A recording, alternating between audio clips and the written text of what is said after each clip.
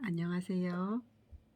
고향집 지키는 춘향이 중 아내입니다. 오늘은 환자혁명 5회차 읽어드리겠습니다. 굵은 글씨는 현대의학의 정체성, 문제 해결이 아닌 증상 완화입니다. 그러면 읽겠습니다. 현대의학이 규정한 암 표준 치료는 단 3가지, 수술, 항암, 방사선이다. 그 외의 치료법들은 일반적으로 병원에서 다루지 않는다. 검증되지 않았기 때문이라고 이야기한다. 하지만 정말 그럴까? 그렇다면 항암, 수술, 방사선은 어떤 검증을 거쳐 현대의학에서 표준 치료로 인정받게 된 것일까? 한번 따져볼 필요가 있다. 왜 지금의 표준 치료들이 자리 잡게 되었는지 그 이유를 이해하고 살피는 과정은 생각보다 매우 중요할 수도 있다.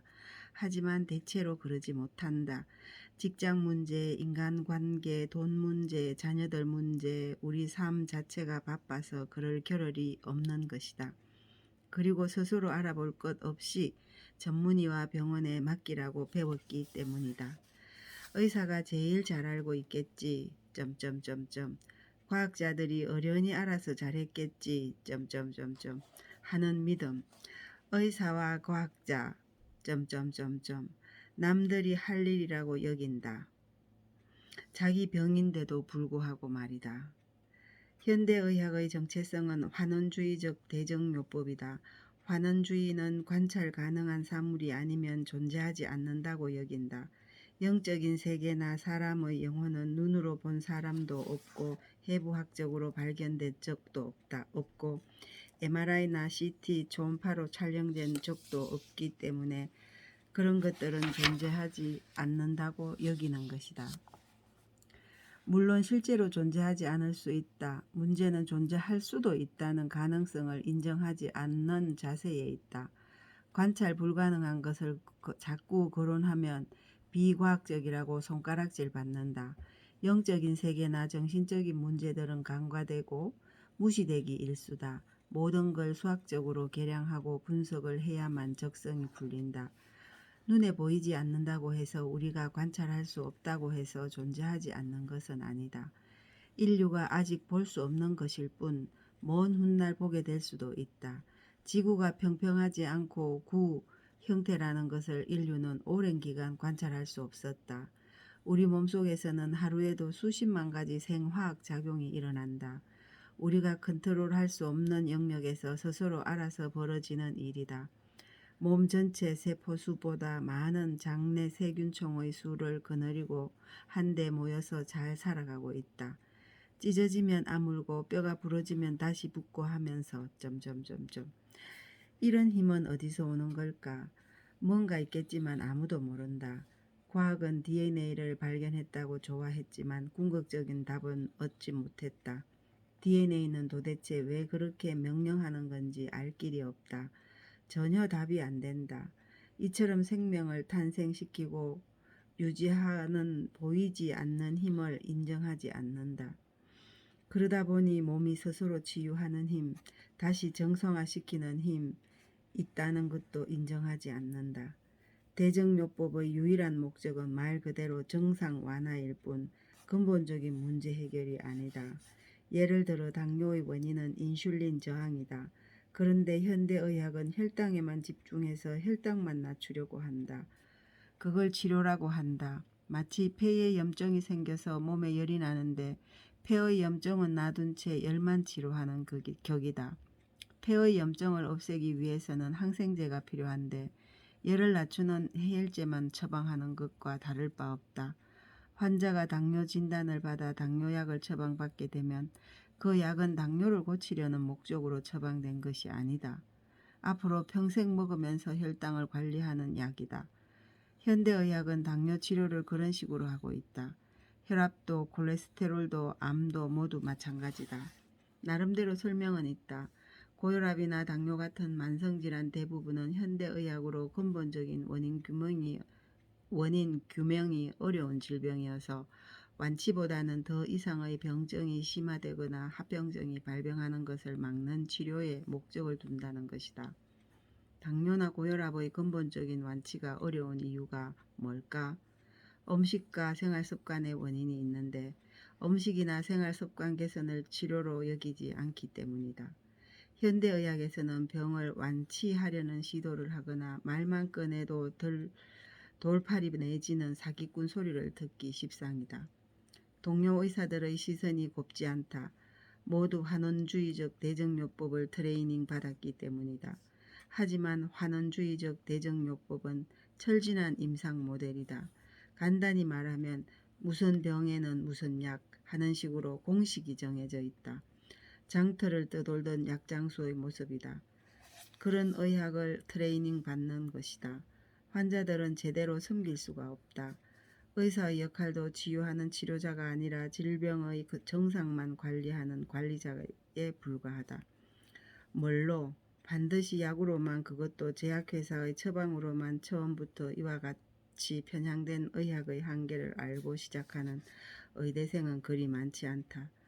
또한 이를 알고 병원에 가는 환자들도 많지 않다. 당뇨 환자가 의사가 처방한 당뇨약을 복용하고 피검사 결과 정상 혈당이 나오면 관리가 잘 되고 있다면서 의사는 좋아한다. 의사가 좋다고 하니 환자도 안심한다. 그러나 혈당만 관리되고 있을 뿐 시간이 갈수록 당뇨병 상태는 점점 악화된다. 하지만 의사는 혈당이 잘 관리되고 있는 것에만 집중한다. 거기까지가 치료의 목적이기 때문이다. 잘 관리하면 합병증을 예방할 수 있다는 믿음이 확고하기 때문이다. 실제로 환자들의 상태가 악화되고 부작용이 발생해도 약을 처방한 의사가 책임질 일이 아니다. 응급실이 있고 다른 진료 과목 의사들의 몫이다. 당뇨약을 처방해 환자를 관리해오던 의사는 법적 책임도 없고 도의적 책임도 지지 않는다. 그저 의사로서 최선을 다했을 뿐이다. 환자들의 기대와는 많이 어긋난다. 실망스러울 수 있다. 환원주의가 바라보는 우리 몸은 언제든 고장날 준비가 되어 있는 생화학적 기계에 불과하다. 영혼이나 영적인 영역을 인정하지 않고 신체는 각각의 파트들로 이루어져 있다. 기계의 부속품처럼 몸의 부위별로 제약회사가 개발한 약이 있어서 해당 약을 처방하면 되는 것이다. 편두통이 있으면 편두통약 하나를 처방받고 위산역류가 있으면 위산역류약 하나를 처방받는다. 고혈압약 하나, 당뇨약 하나, 관절염약 하나, 그리고 그 약의 부작용을 치료하기 위한 약들이 또 두세 개씩 처방되는 그런 구조가 갖춰져 있다. 미국 의약품집에는 수만 가지 의약품이 등록되어 있지만 완치를 위한 약은 몇 가지 없다. 항생제 몇백 가지에 불과하다. 나머지는 모두 정상을 완화시키는 약들이다. 대중요법인 것이다. 환원주의의 주장에 따르면 인간이 자연보다 똑똑하다. 인간이 신보다 똑똑하다. 그래서 우리 몸에 뭔가 문제가 생겼을 때 환원주의적 대증요법을 트레이닝 받아 의사가 제약회사의 화학약품을 가지고 공격적으로 우리 몸의 대사활동에 개입해서 정상을 없애버리는 것이 치료 목적이고 철학이다. 그러니 항생제, 항염제, 항고혈압제, 혈당 억제제 등 전부 다 정상을 억제하고 죽어야 할 대상으로 바라본다. 그러다 보니 암의 경우에도 항암제밖에 없는 것이다. 왜 대중요법이 현대의학을 좌지우지하고 최고의 가치관으로 자리 잡게 되었을까? 물론 환자들, 즉 고객들이 원하기 때문이다. 빠른 효과를 보는 치료나 약물을 선호하는 것은 당연하다. 그래서 강력하고 효과가 빠른 약제들을 개발하려는 시도는 당연한 것이었다. 화학기술이 발달하면서 전에 알지 못했던 새로운 물질들을 얻을 수 있었고 이러한 물질들로 좀 더 강력하고 빠르게 질병을 치료하려는 시도는 의사들뿐만 아니라 환자들도 바라는 바였다. 그전까지 의사들에게 치료약이란 자연물질과 약초밖에 없었지만 화학약품이라는 전혀 새로운 무기가 등장하게 된 것이다. 그리고 화학약품을 빠르게 받아들이는 의사들과 자연약제를 고집하는 의사들 사이에 갈등이 생기기도 했다. 하지만 이러한 의료 권력의 균형은 20세기에 들어서면서 곧바로 깨졌다. 미국 의사협회는 의학을 산업으로 탈바꿈하기 위해 강력한 금융 세력의 자본을 끌어들였다. 과학기술의 발달과 함께 등장한 잠재적으로 수익성 좋은 새로운 의학적 치료들은 금융권의 호기심을 끌어모으기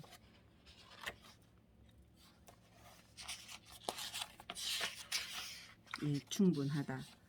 록펠러와 모건, 카네기 재단의 재정적 후원은 새로운 의료산업의 경제적 기초가 되었다.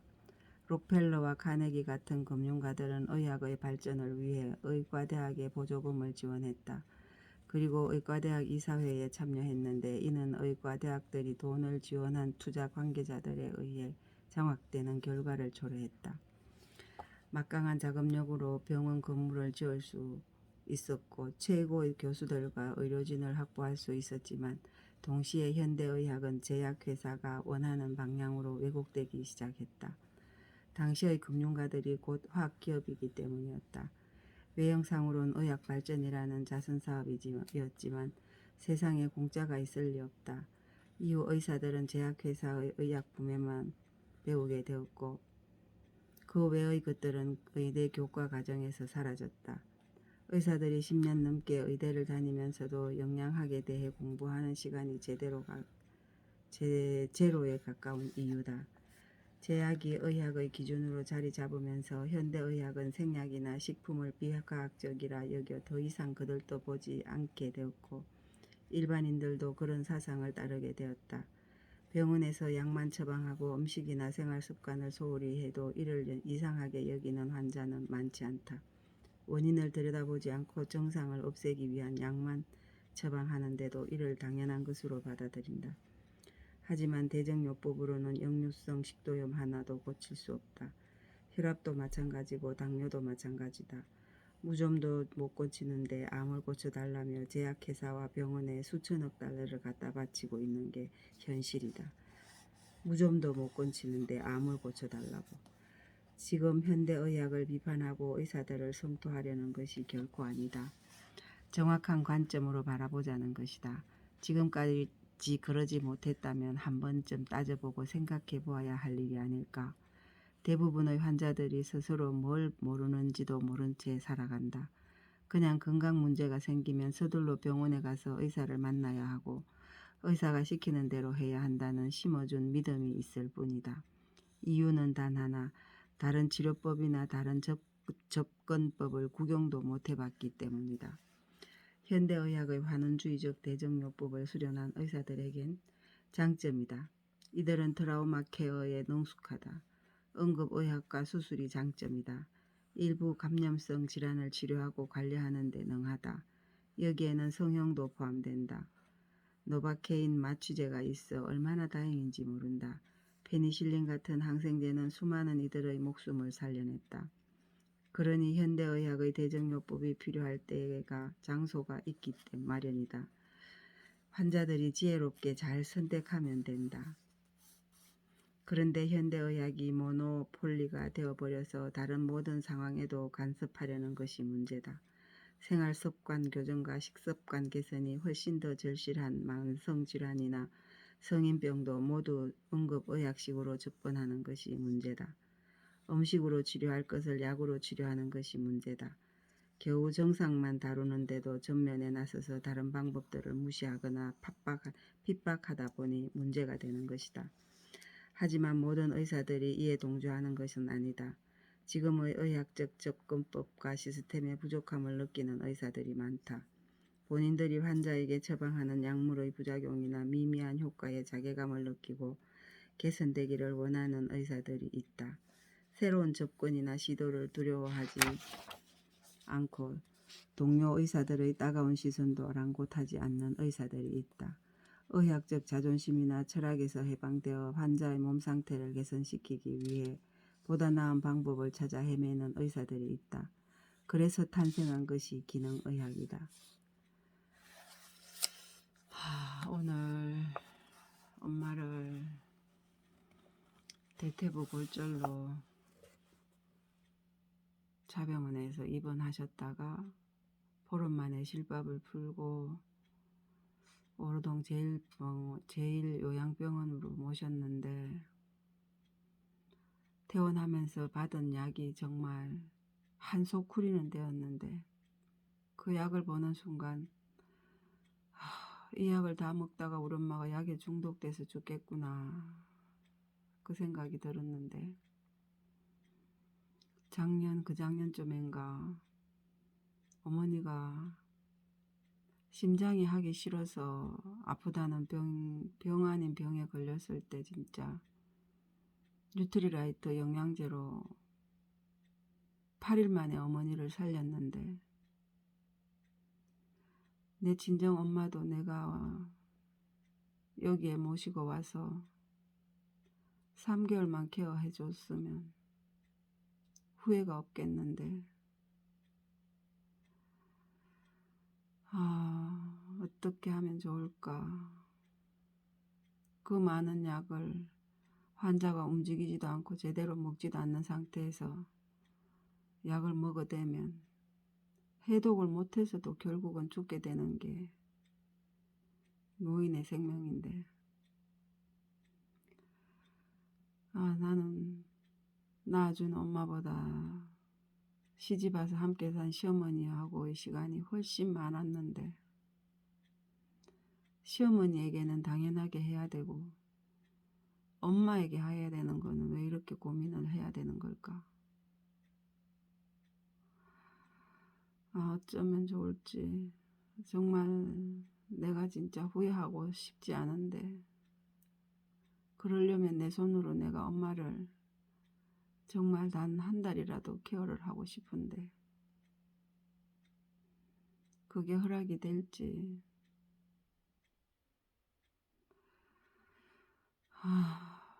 그게 허락이 될지 내 눈앞에 여기에 갖다 모셔놓고 싶은데 참 그렇네. 참 그래요. 오늘 환자혁명은 여기까지 마치겠습니다.